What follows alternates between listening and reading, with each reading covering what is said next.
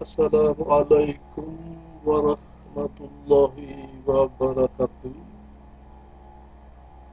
Sobat Aib yang saya hormati, kembali kita berjumpa hari ini untuk melanjutkan perkuliahan dalam mata kuliah Artificial Intelligence,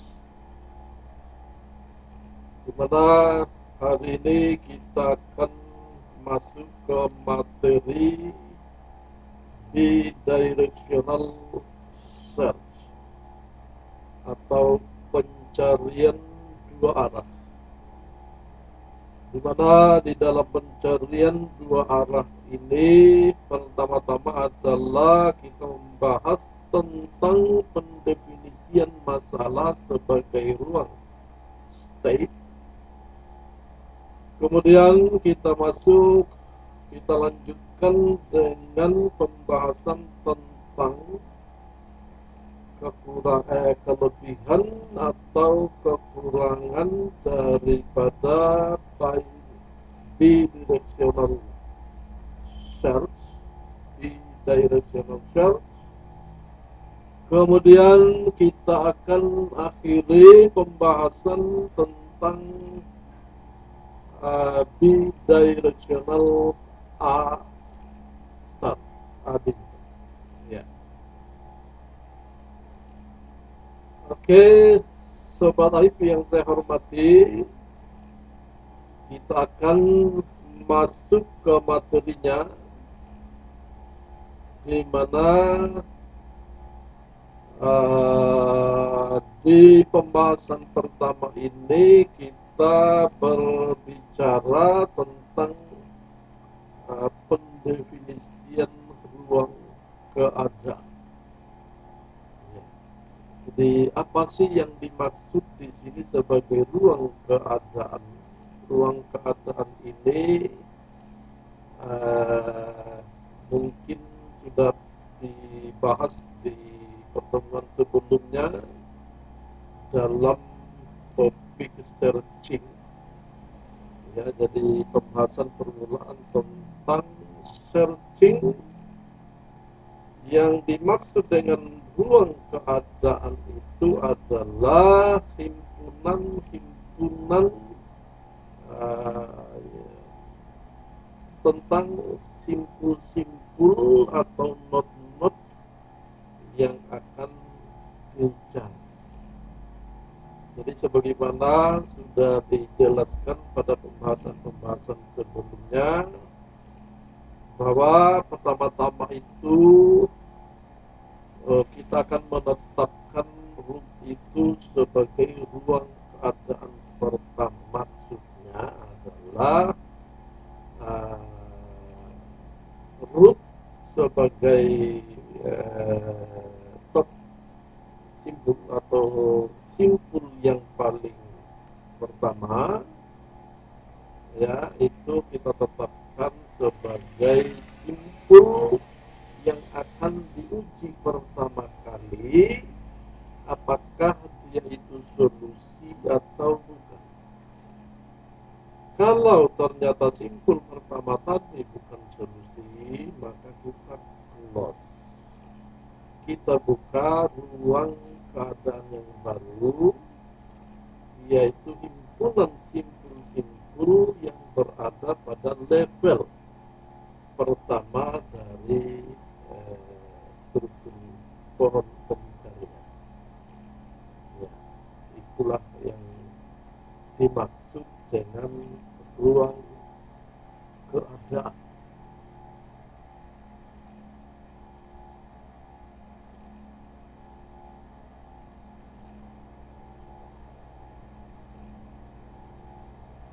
Masalah utama dalam membangun sistem berbasis artificial intelligence adalah bagaimana mengkonversikan situasi yang diberikan, situasi yang kita temukan, ke dalam situasi lain yang diinginkan menggunakan sekumpulan operasi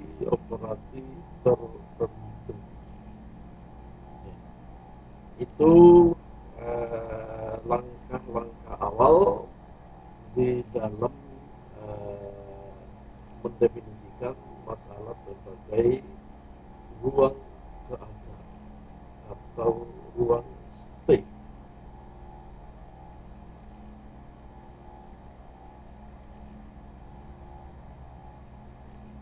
Pada awalnya, ya, eh,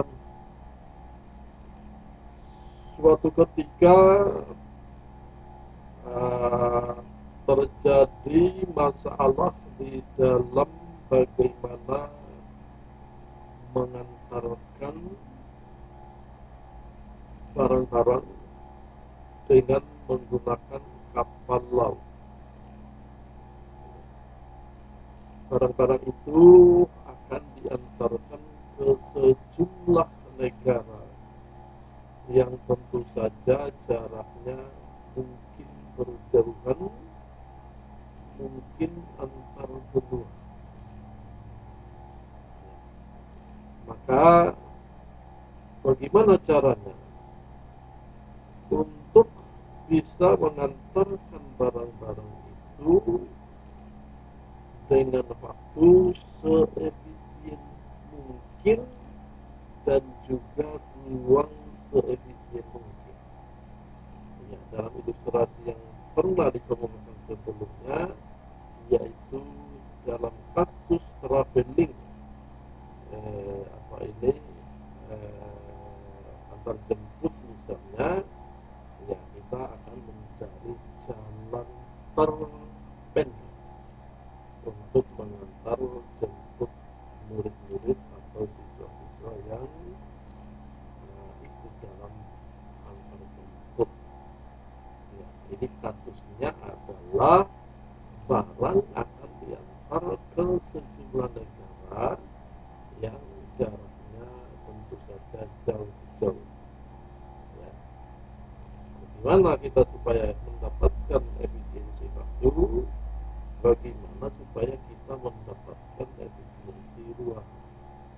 Artinya limpasan terpendek. Tentu saja banyak hal yang harus juga dipertimbangkan selain sebagaimana yang di apa ini yang digunakan di dalam sejumlah teknik pencarian, di mana selain ruang dan waktu juga kos, ya, biaya di dalam antar bongkar muat tersebut atau antar jemput atau antar bongkar muat barang antar kota dengan bus atau truk misalnya. Ya. Maka seorang ilmuwan kemudian mendefinisikan suatu cara yang disebut dengan pencarian dua arah, bidirectional search, di mana di dalam pencarian dua arah ini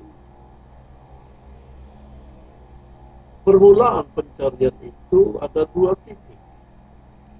Jadi pertama kita akan memulai pelacakan itu dari star node, dan dalam waktu yang bersamaan juga kita akan melakukannya dari goal node. Jadi dari tempat kita memulai yaitu star berangkat, dan juga dilakukan dari tempat kita akan sampai yaitu di goal atau tujuan. Ya, di sana dilakukan pelacakan secara bersamaan, di mana dari arah star node itu kita akan melakukan pelacakan maju, ya, dan dari goal node itu kita akan melakukan pelacakan mundur. Tentu saja jika itu ada di dalam satu pohon, ya, ada di dalam satu itu struktur pohon pencarian, maka pelacakan maju dan pelacakan mundur itu tadi suatu saat akan bertemu. Suatu saat akan bertemu.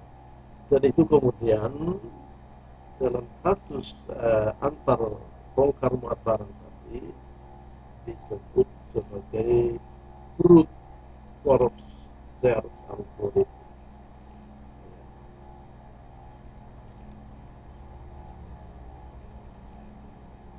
Ilustrasinya seperti ini. Jadi kita melihat bahwa pelacakan dimulai dari titik ini, ya, digambarkan dalam struktur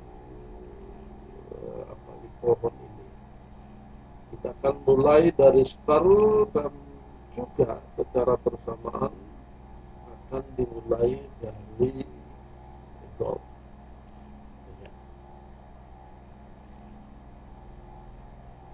Ini akan bergerak dari start, akan bergerak, ya, tentu saja dengan menggunakan metode yang dipilih. Demikian juga dari goal akan melakukan pelacakan. Ya, tadi dari start akan maju pelacakannya, dan dari goal akan bergerak mundur.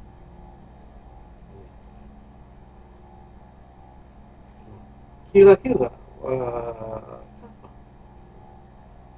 kapan dia akan bertemu, dan kapan kita akan menganggap atau kita menemukan sebuah simbol, sebuah not yang dipandang sebagai solusi.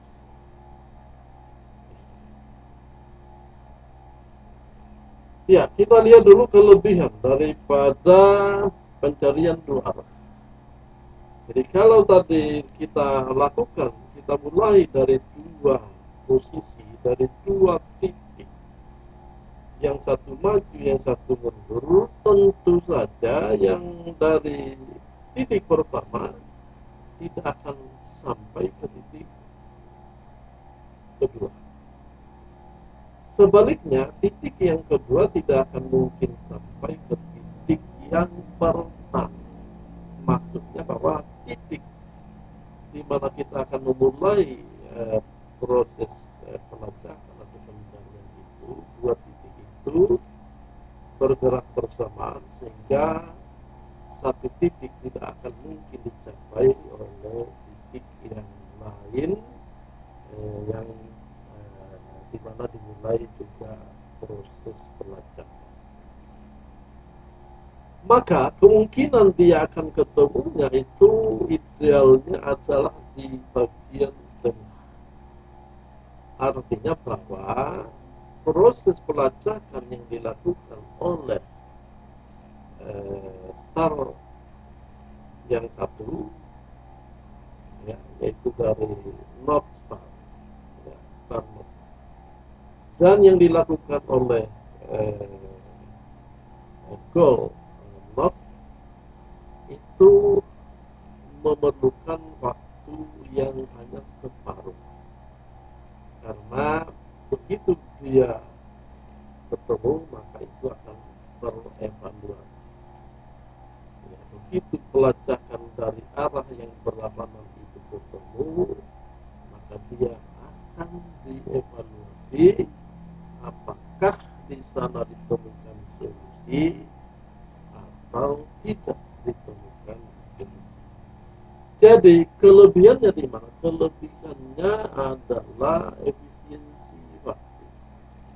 Jadi kecepatannya tinggi, karena dia hanya setengah perjalanan. Lalu ternyata juga dia akan mencapai efisiensi ruang, ya juga dengan karena hanya separuh perjalanan. Ada dua efisiensi yang didapatkan di sana, yaitu efisiensi waktu dan juga efisiensi ruang. Lalu kira-kira kekurangan daripada bidirectional cells, ya, pencarian dua arah ini itu kita memerlukan suatu logika tambahan. Yang pertama, memerlukan suatu logika tambahan untuk memutuskan mana pohon pencarian untuk memperpanjang setiap langkah. Karena itu tadi di setiap langkahnya harus melibatkan pengecekan. Pengecekan apa? Bahwa pengecekan itu adalah setiap kita akan masuk kepada sebuah ruang keadaan, kita harus memeriksanya, kita harus mengeceknya apakah ruang itu dengan simpul-simpulnya, dengan not-notnya telah dilewati oleh pelacak berlawanan atau belum. Selalu akan dicek, jangan sampai sudah dilewati, karena pada saat sudah dilewati berarti kita harus sudah menentukan apakah solusi itu telah ditemukan atau solusi belum ditemukan. Jadi itu terjadi secara bolak-balik, artinya dari arah start itu akan melakukan pengecekan apakah dari arah go sudah melewati ruang keadaan ini, sebaliknya juga dari arah go juga akan mengecek apakah yang dari arah start itu telah melewati ruang keadaan tersebut atau belum. Ya, silakan secara bolak-balik. Maka itulah kekurangan daripada pencarian jual. Kemudian ya tentu akan timbul pertanyaan, di mana pertanyaan itu adalah kapan solusi itu ditemukan? Kapan solusi dari pencarian dua arah ini kita dapatkan atau kita peroleh? Maka solusi itu akan ditemukan ketika dua arah pencarian membangkitkan node yang sama, membangkitkan simpul yang sama. Jadi kalau dari arah start kita mendapati ruang keadaan, himpunan node-node yang berada pada satu level untuk diperiksa apakah di sana ada solusi atau tidak. Lalu sampailah dari arah goal juga masuk di ruang keadaan itu, kemudian masing-masing membangkitkan node yang sama, maka itulah solusi. Itulah solusi. Ya. Namun di sini akan terjadi problem, di mana problem itu pertama adalah bagaimana kalau terdapat beberapa node tujuan yang berbeda. Jadi saya bisa berikan ilustrasi seperti ini. Misalnya, kalau kita di dalam proses penyelesaian masalah itu, kita berada pada suatu kondisi, berada pada suatu syarat batas. Apakah syarat batas itu terpenuhi atau tidak? Maka di sana kita akan mengambil kesimpulan sebagaimana yang sudah dijelaskan, bahwa kesimpulan apapun, apakah dengan pilihan bahwa syarat tidak terpenuhi atau dengan pilihan syarat terpenuhi, masing-masing akan memiliki konsekuensi. Misalnya, ketika kita memilih, kita mengetahui bahwa syarat telah terpenuhi, misalnya kita akan menuju kepada tujuan A. Dan kemudian ketika syarat, andaikan syarat tidak terpenuhi, maka kita akan menuju ke tujuan B.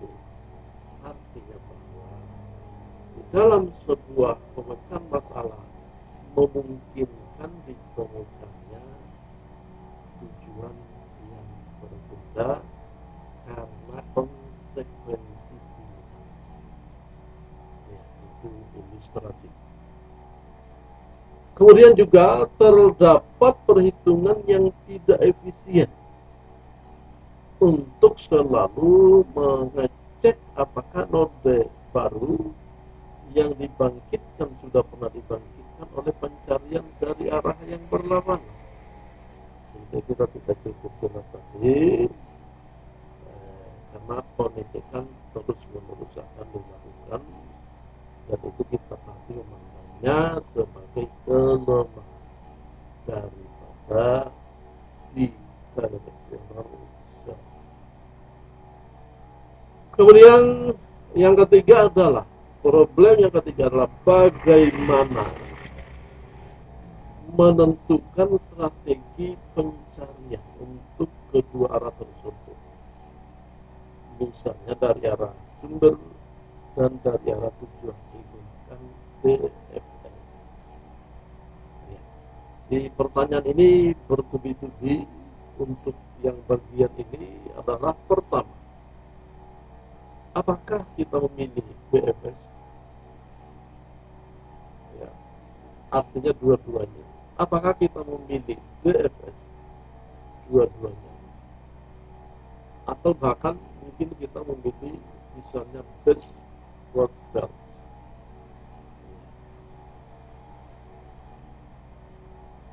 Kemudian muncul lagi pertanyaan, apakah kita bisa memilih dari arah start, dari arah start kita memilih BFS, tetapi dari arah goal kita memilih DFS. Itu akan muncul pertanyaan-pertanyaan, dan ini sifatnya adalah trial and error.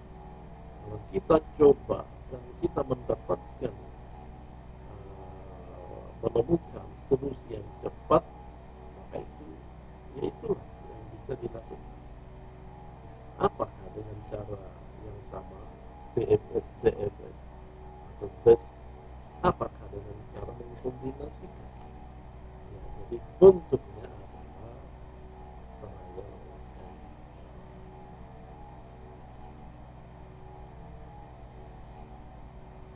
Ya, jadi kita bisa melihat ya bahwa bisa membandingkan antara satu metode dengan metode pencarian lain dari sejumlah cara atau teknik pencarian. Dari tabel ini diperlihatkan apakah dengan satu metode kita akan mencapai efisiensi waktu, kita akan mencapai efisiensi ruang, atau kita akan mendapatkan hasil yang optimal, atau kita akan mendapatkan hasil yang non-optimal. Ya, maka di sini disajikan di dalam bentuk tabel ini, di mana kita lihat bahwa dengan search, waktunya itu adalah B pangkat D. Dengan minimum cost B pangkat waktunya adalah B pangkat D, dengan depth first itu adalah B pangkat M, dengan depth limit itu adalah B pangkat L, dengan iteratif B banding itu adalah B pangkat D, dan dengan bidireksional itu adalah B pangkat D seperti ya, kita lihat B itu adalah faktor percabangan, sementara D itu adalah kedalaman solusi, M itu adalah kedalaman maksimum pohon, dan L itu adalah batasan kedalaman. Maka dari sini kita akan melihat bahwa ternyata yang paling efisien adalah bidireksional. Ya. Bagaimana dengan ruang? Sama. Ya. Jadi dengan ruang juga seperti itu. Karena pelacakan itu waktu dan ruang berlangsung secara bersama. Ya, kita melewati ruang pencarian, kemudian di situ kita akan menghabiskan waktu pencarian sekian. Jadi, tapi ya boleh jadi. Ya, ilustrasinya dalam katakanlah kita mengantar barang misalnya antar kota, ya, antar kota, waktu tidak selalu sejalan dengan dua. Artinya kenapa? Karena kondisi jalanan berbeda-beda. Ada yang macet, ada yang tidak macet. Bahkan dengan pandangan hill climbing, dalam metode hill climbing, bahkan pendakian berbeda dengan penurunan. Jadi medan yang rata ya berbeda dengan medan yang tidak rata. Gitu. Ya, jadi tidak selalu ya. Jadi bisa jadi jaraknya cukup dekat secara space, tapi dia membutuhkan waktu yang lama karena kondisi lama.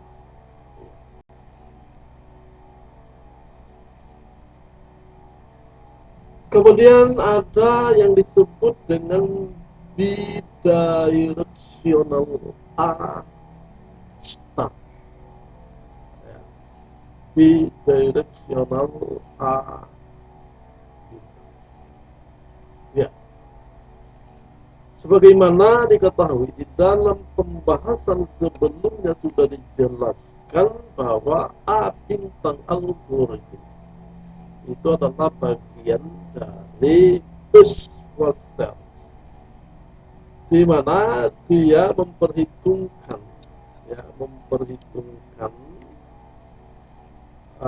semua kos. Jadi memperhitungkan semua kos, baik itu kos predicted ya maupun kos yang sebenarnya. Ya, jadi ditambahkan di dalam formulanya. Maka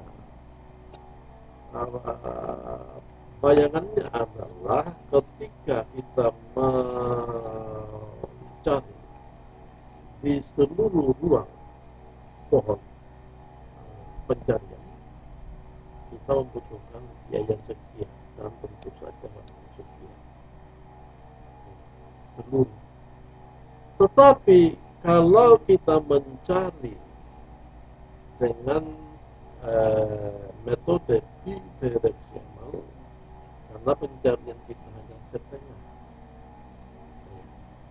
maka kosnya juga itu akan ya hitung-hitungan kasarnya akan setengah. Ya. Apakah seperti itu nanti di lapangan ya problemnya kan berbeda-beda. Ya. Jadi dengan menggabungkan konsep bidireksional tadi dengan algoritma arbiter, maka itu artinya bahwa kos pencarian dengan metode bidireksional itu akan berkurang,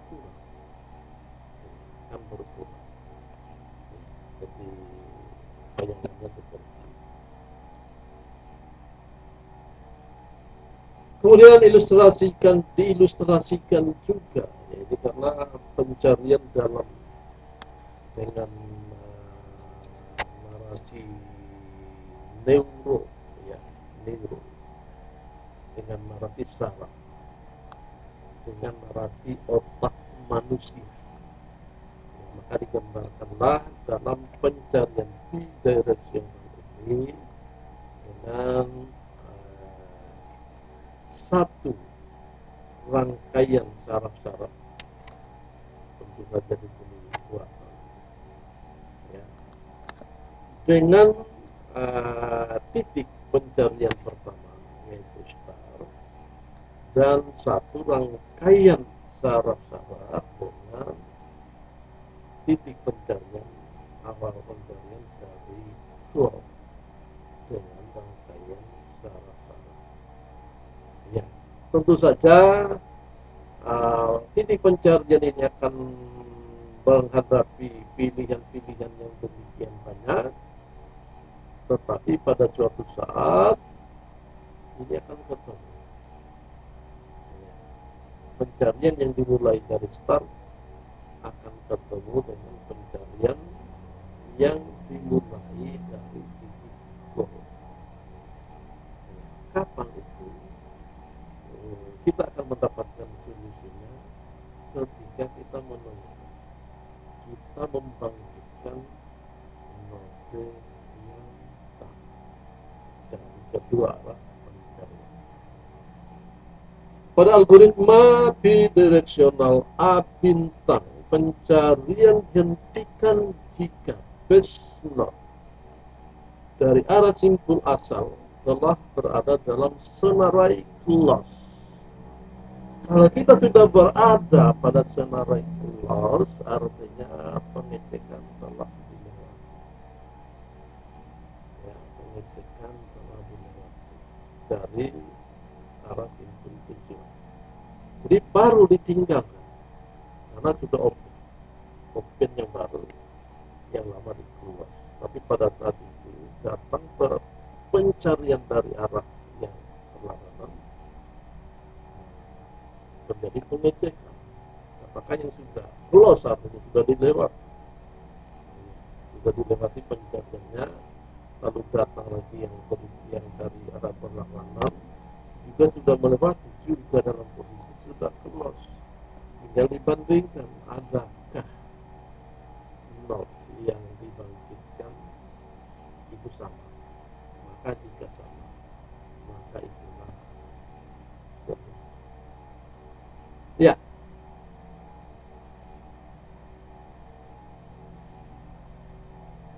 Ya, jadi ini ada syarat, ya, ada ilustrasi bagaimana mengimplementasikan yang namanya bidirectional search. Kita lihat pada kasus kereta api, bahwa dalam kasus kereta api bisa jadi dia memiliki rel ganda, bisa jadi dia memiliki rel tunggal, ya, untuk lintasan yang sama. Jika itu adalah rel ganda, maka kita bisa merancang sebuah sistem untuk menentukan tempat pertemuan. Jika sebuah kereta berangkat dari satu stasiun dan kereta yang satunya lagi berangkat dari stasiun yang lain yang berlawanan arah tujuan, kita akan merancang sebuah sistem yang dapat menentukan di manakah kita akan bertemu. Di mana kita akan bertemu. Jadi ditentukan oleh sistem. Bukan saling menunggu, tapi di mana kita akan bertemu. Saya turun, Anda turun, kita ketemu. Jangan saya turun, saya menunggu, baru Anda datang. Nah, itu salah. Jadi saya turun, Anda turun, kita ketemu. Berarti kita ada solusi. Itu kalau rel ganda. Tetapi kalau rel tunggal, tentu saja yang akan dihindari adalah jangan sampai kereta A berangkat dari arah yang satu, kemudian kereta B berangkat dari arah yang berlawanan. Ketemunya bukan di stasiun, ketemunya di tengah-tengah rel. Maka terjadilah apa? Itu artinya bahwa kita bisa membangun sebuah sistem, apakah dengan implementasi rel ganda maupun implementasi rel tunggal, untuk menentukan titik temu.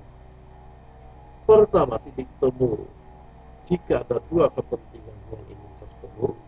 Yang kedua adalah titik temu jangan sampai terjadi, supaya untuk menghindari terjadinya kecelakaan karena rel. Dan itu bahkan bisa menjadi tugas akhir mahasiswa. Ya, silakan mahasiswa berminat atau tidak, ya itu saya kira hanya sekedar tawaran, ya tawaran ide itu dengan metode bidirectional search. Ya, saya kira itu pembahasan saya hari ini yang saya bisa jelaskan. Dalam pertemuan hari ini tentu saja ini bisa dikembangkan, kita bisa mencari kasus-kasus yang berbeda, banyak kasus-kasus yang berbeda yang kita bisa selesaikan dengan bidirectional search. Saya kira demikian yang saya sampaikan.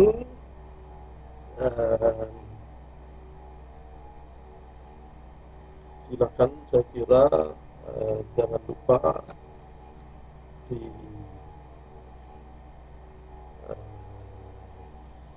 ya, di share ya. Ini perlu di share karena ini adalah YouTube. Ya.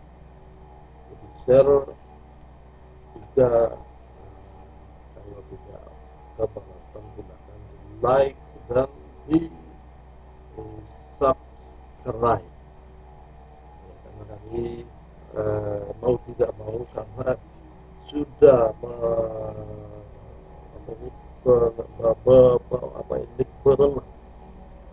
sudah menceburkan diri ke dalam yang namanya YouTuber.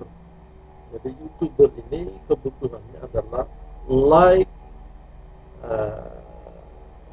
subscribe, comment, share.